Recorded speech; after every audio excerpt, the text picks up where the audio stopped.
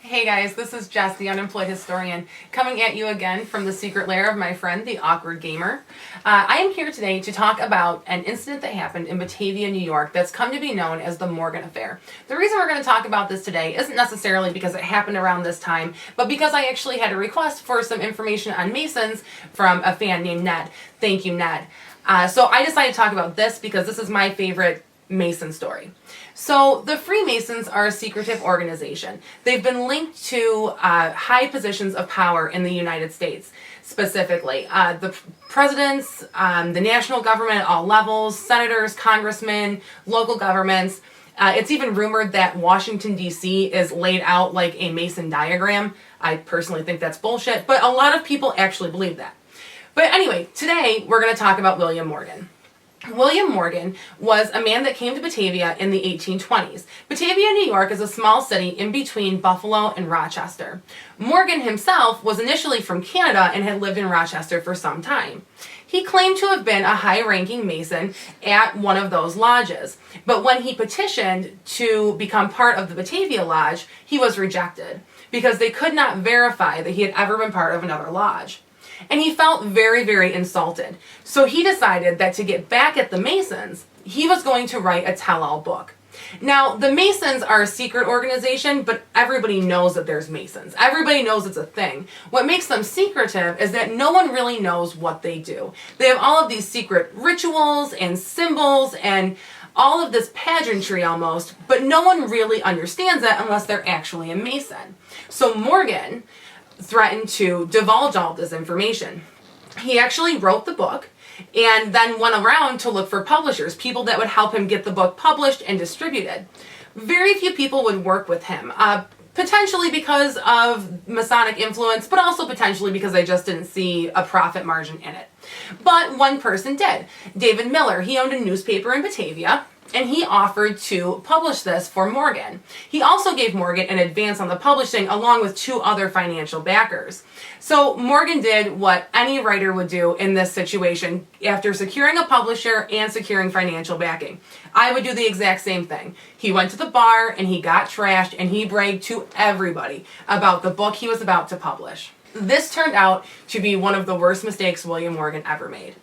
Because a few nights later, on September 11th, 1826, he was arrested and sent to debtor's prison for a very small debt. The next day, people saw him getting into a carriage with a mystery man. No one really knew who the person was. And the debt was paid off and he was released, but who paid off the debt wasn't recorded.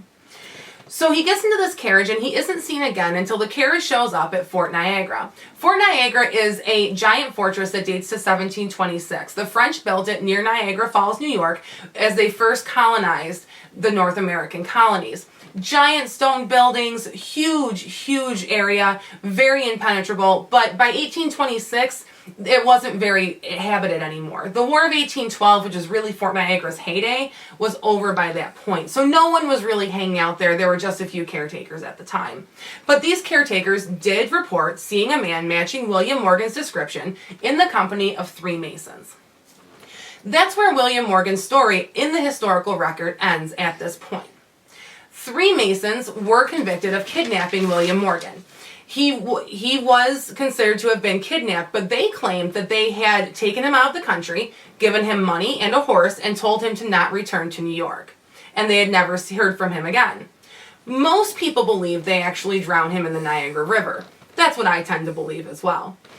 So there was one death by confession a few years later in 1848. A man named Henry Valence confessed to killing William Morgan, or at least being involved in the killing. However, there is some rumor that Valence was kind of looking for just some notoriety before he died. So no one's really put too much thought into that. Some people have, but it hasn't necessarily become the definitive narrative at this time. But this kicked off the anti-Masonic movement, and this movement was huge. It spread throughout the 1830s, and William Morgan, in his potential death, is exactly what started it, here in New York anyway, which eventually spread into Pennsylvania and the rest of the country. The Vermont governor in 1831 ran and won on an anti-Masonic ticket. William Seward, who eventually became Secretary of War, he was an anti-Mason. John Q. Adams was an anti-Mason. They even ran a candidate in the 1828 elections, and he actually pulled some electoral votes. For his part, William Morgan's body was never found. There was a body that washed up on shore in 1827 of the Niagara River, but they couldn't determine whether or not that was Morgan's. He had clothes similar to what Morgan was wearing, but nobody could really identify him for sure. Also in 1881 in Pembroke, New York, a neighboring town to Batavia, a metal box was found with what appeared to be remains in it, but those remains were never definitively identified either. So that is the story of William Morgan and his run-in with the Masons. If you need any more details or just need some history nerd stuff, you can always check out my blog on Blogger. You can check out my Facebook page. All of the links should be in like a box right here, I'm being told. So, thanks guys. We'll see you soon. Have a good one.